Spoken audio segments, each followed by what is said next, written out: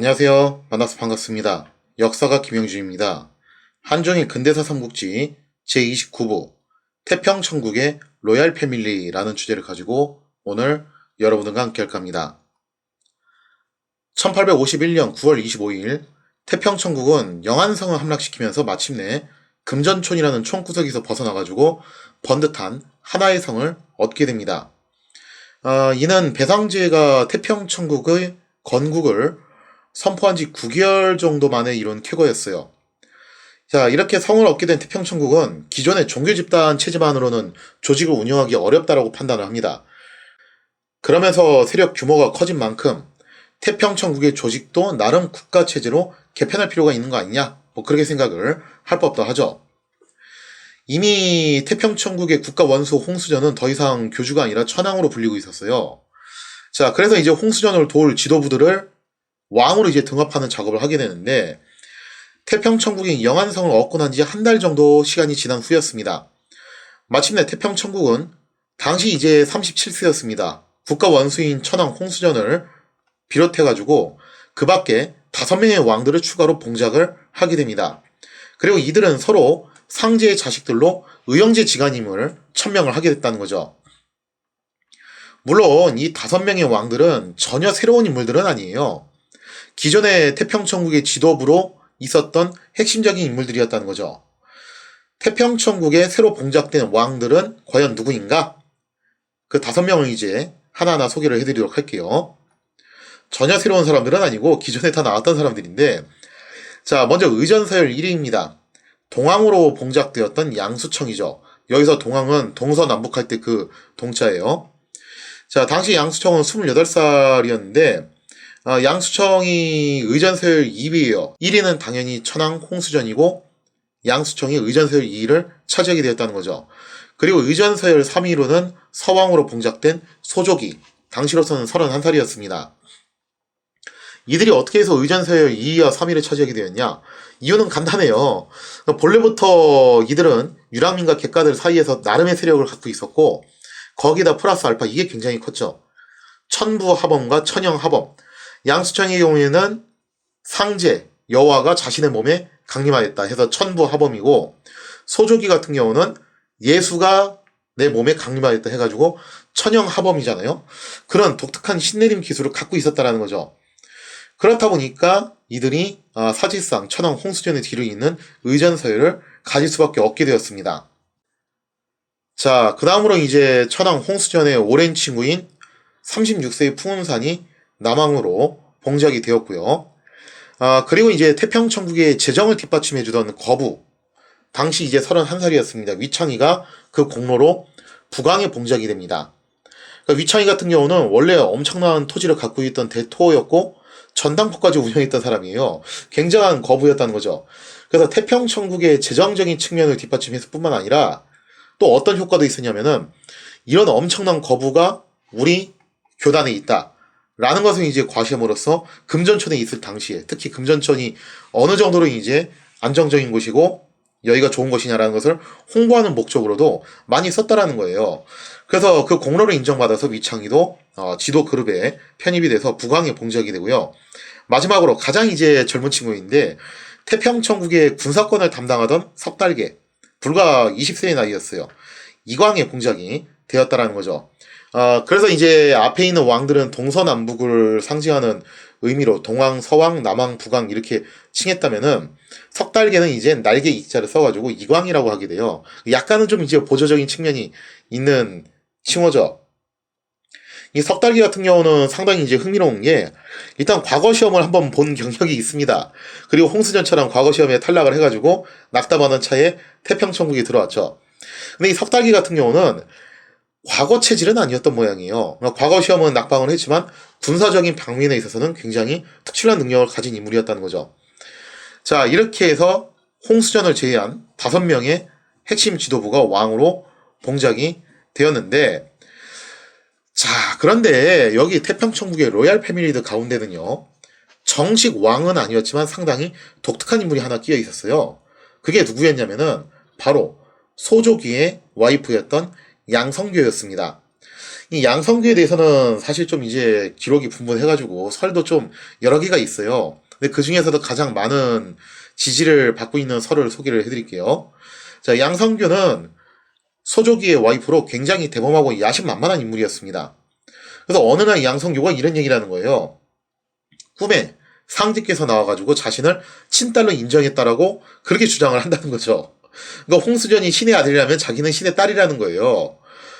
물론 홍수전은 양성규의 이 얼토당토한 말, 아무리 봐도 이거 부부 사기당이잖아요, 그죠?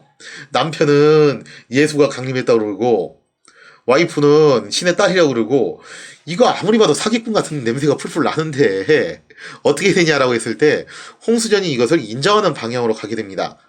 왜냐면은 양성교는요, 태평천국 내에 있는 여신도들 사이에서 굉장히 광범위한 지지를 얻고 있었다라는 거예요.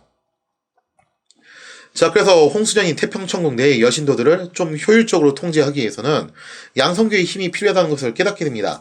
그러니까 양수청도 그렇고 소조기도 그렇고 여기에는 양선교도 그렇고 다 이제 홍수전이 필요에 의해서 어쩔 수 없이 인정할 수밖에 없는 존재들이었다는 거죠. 근데 이 얘기는 무슨 얘기냐면은 나중에 필요성이 좀 떨어지거나 혹은 이들의 힘이 지나치게 커지게 될 경우 홍수전하고 트러블이 안 생길 수가 없다는 것을 의미를 하는 거죠. 자, 그래서 홍수전은 양선교를 상지의 딸로 인정을 하고 태평천국 로얄 패밀리의 6번째 일원으로 받아들이게 됩니다. 이로써 양선교는 홍수전으로부터 홍시성을 하사받아서 홍선교가 되어, 물론 홍선교는 아직 정식 왕은 아니었어요. 그래서 이제 어떤 칭호를 수여를 받냐면은 천왕자, 뭐 해석을 하면은 하늘의 왕언니라는 의미를 가지고 있는 천왕자라는 칭호를 수여를 받게 되었다는 거죠. 자, 이렇게 각기 왕작을 얻게 된 태평천국의 지도부. 하지만 여기에는 좋지 못한 행위들도 더불어 함께하게 됩니다. 바로 지도부가 축첩에 열을 올리게 됐다는 거예요. 하여튼 그냥 동서고금을 막론하고 사이비 종교 집단이 좀 성공했다 싶으면은 이런 걸 또 먼저 그렇게 열을 올려서 하더라고요. 특히나 태평천국의 국가 원수인 천황 홍수전은 무려 36명의 첩을 거느리는 행태를 보여주기도 했다라는 거죠. 그래서 당시 지도부들이 이렇게 축첩에 열을 올렸는데 그래도 이 대열에서 빠졌던 인물이 누구냐면은 이광이었던 석달기예요. 그러니까 석달기가 참 태평천국 지도부 내에서는 그래도 굉장히 이제 개념 있고 유능한 인물로 통하는데 석달기는 이런 행위들을 하질 않고 사생활을 굉장히 깔끔하게 했던 인물이에요. 나머지 사람들은 이제 여기에다 많고 적고의 차이가 있을 뿐이지 동참을 했다라는 거죠. 문제는 태평천국이 처음에 배상제의 시절에 했던 게 뭐냐면은 과거 유교, 불교, 도교 시절에 행했던 그런 구습들을 타파자라고 부르짖었던 집단이잖아요.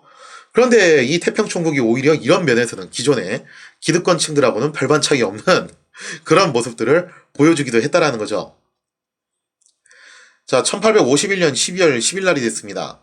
이렇게 태평천국 지도부가 영안성에 눌러 앉아가지고 탱자탱자 놀고 있는 사이에 청해 토벌대 사령관이었던 월한테는 그 사이에 무려 거의 5만 명에 가까운 병력을 모은 데 성공을 합니다. 하여튼 중국의 인적 동원 능력은 정말 엄청난 것 같아요. 자, 그래서 이 병력을 이끌고서 영안성을 탈환하기 위해서 토벌대가 영안성 방면으로 진격을 했는데, 자, 우선 영안성을 고립시킬 목적으로 태평천국의 보급기지인 수두천을 공격을 하게 됩니다. 그리고 여기에 맞서 태평천국의 서왕 소조기가 출친을 하게 됐지만 본인도 부상을 입은 채 이 전투에서 패퇴하고 말았다는 거죠. 자, 이로써 태평천국은 보급로를 차단당한 채 영안성에 고립되는 신세가 됩니다. 그리고 이날 이후 부상을 당한 소조기는 당분간 천영하범을 발동하지 않고 풀이 죽은 채 있게 되었다는 거죠. 소조기 입장에서는 상당히 입지가 좁아지는 사건이었는데 왜 소조기가 천영하범을 발동하지 않게 되었냐? 생각해보면 이유는 간단하죠. 지금 부상으로 인해서 통증이 상당히 있었을 것이고 아파 죽겠는데 여기서 천영하범을 쓰면은 아니 예수도 신인데 신도 뭐 고통을 느끼나? 신도들이 그런 생각을 할 거 아니에요, 그죠? 컨디션이 좋지 않은 상황에서 무리하게 천영하범을 썼다가 오히려 자신의 입지만 더 곤란해질 확률이 높아진다. 그렇게 생각을 했던 것 같아요. 그래서 이 전투에서 패전을 함으로써 소조기는 입지가 좀 좁아지는 그런 모양새가 되었다라는 거죠. 자, 근데 이거는 반대급부로 또 어떤 의미를 갖게 되냐면요. 소조기하고 동일하게 이 신내림 기술을 썼던 사람, 그게 누구냐면은 천부하범의 달인 양수청이었잖아요. 안 그래도 양수청이 소조기보다 서열도 위고 좀 유리한 점이 있었어요. 왜냐면은 기독교 교리에 따르면은 엄밀히 말하면은 여호와와 예수는 삼위일체이기 때문에 원래는 하나의 존재예요. 근데 당시 태평천국 중국인들의 가치관으로 봤을 때는 그렇게 봤던 모양이에요. 상제가 아버지고 예수가 아들이니까 당연히 상제가 위고 예수가 아래다. 좀 그런 식으로 생각을 했던 모양이에요. 그러니까 상지를 먼저 골라 잡았던 양수청이 서열 2위였던 거고, 그 다음에 이제 예수를 골라 잡은 소조기가 서열 3위가 됐던 거죠. 어쨌거나 소조기 입장에서 안 그래도 양수청한테 좀 밀리는 상황이었는데, 소조기는 당분간 천형 하범을 쓸 수가 없게 되었다는 거예요. 그래서 태평천국 지도부 내에서 사실상 양수청만이 신내림 기술을 사용할 수 있게 되면서 차후 권력도 감을 잡으신 분들 계실 거예요. 점점 양수청에게 집중이 될 수밖에 없다는 것을 우리가 미루어 짐작해 볼 수가 있겠죠. 그러니까 약간 좀 아이러니하게 된 게 뭐냐면은 막상 교주인 홍수전은 이상하게 점점 바지사장처럼 돼버리고 이 신내림 기술을 활용할 수 있는 양수청이 태평천국 권력의 실세로 떠오르는 그런 모양새를 갖게 되었다는 겁니다. 자, 그리고 해가 바뀌어서 1852년 4월이 됐습니다. 청의 토벌대가 영안성을 포위 공격한 지도 벌써 4개월 정도가 지났어요. 한 요쯤 되면은 아무리 영안성이 비축해둔 물자가 많다 하더라도 슬슬 이제 영안성 내에 있는 태평천국은 한계점을 가질 수밖에 없겠죠. 앞으로 이제 태평천국 군대를 조금 줄여서 태평군이라고 지칭을 할게요. 아무튼 영안성 내의 태평군은 보급에 있어서 한계에 직면하고 있는 그런 상황을 맞이하게 되었다는 겁니다. 이렇게 위기 상황이 오게 되니까 역시 홍수전이 여기서 리더십을 발휘를 못해요. 또 하여튼 이 양반 제일 큰 문제점이 그건데 명목성 교주라고는 하지만 또 여기서 리더십을 제대로 발휘를 못하고 지난번처럼 즉 풍운산이 체포되고 지도부가 와야 될 뻔했던 그때처럼 양수청이 천부 하범을 이용해서 다시 한번 지도력을 발휘하기 시작을 했다라는 거예요. 그러니까 만약에 소조기가 여기서 천형 하범을 쓸 수 있었다면은 두 사람이 이제 공동으로 캐리를 할 텐데 지금 소조기가 입지가 좁아지고 천형 하범도 제대로 못 쓰는 상황이잖아요. 그러니까 양수청이 지도력을 발휘하면서 권력의 중핵으로 올라오기 시작을 했다라는 겁니다. 자, 양수청은요 이렇게 얘기를 해요. 이 이상 영안성에 눌러 앉아 있는 것은 위험하다. 그래서 보급품이 완전히 바닥나기 전에 승부를 걸어야 된다. 그래서 영안성을 포기하고 탈출한 다음에 새로운 거점을 찾아 나서자라는 거죠. 마치 모세가 애굽에서 출애굽하듯이, 그리고 또 이제 여호수아가 가나안 땅에 들어가듯이 우리도 그렇게 해야 된다는 거예요. 사실 뭐 별다른 수가 없잖아요, 그죠? 그래서 태평천국 지도부는 양수청의 주장대로 밤중에 몰래 영안성을 빠져나와 포위망을 뚫고 탈출을 하게 됩니다. 물론 이 과정에서 나름 이제 후위를 맡아가지고 관군으로 붙잡고서 시간을 끌어야 될 부대가 필요하잖아요. 그래서 그 부대를 선발을 해요. 약 한 2,000명 정도의 병력을 선발을 하는데 결국 이 태평군의 후위를 맡았던 2,000명의 병력은 전멸이 되고 말죠. 자, 그리고 청의 토벌대는 영안성을 탈환한 후에 지금 막상 이제 태평천국이라는 알맹이는 빠져나서 도망을 쳤잖아요. 이 기회에 완전히 때려잡아야 된다 하면서 다급하게 추격대를 보내게 되었다는 거죠. 자, 그러면서 태평천국은 기껏 얻었던 거점인 영안성도 잃어버리고 청의 토벌대의 추격을 받는 신세가 되면서 다시 한번 위기에 처하게 됩니다. 과연 태평천국은 약속의 땅 가나안에 들어갈 수 있을 것인가? 거기에 대한 이야기는 다음 시간에 이어서 계속하도록 하겠습니다.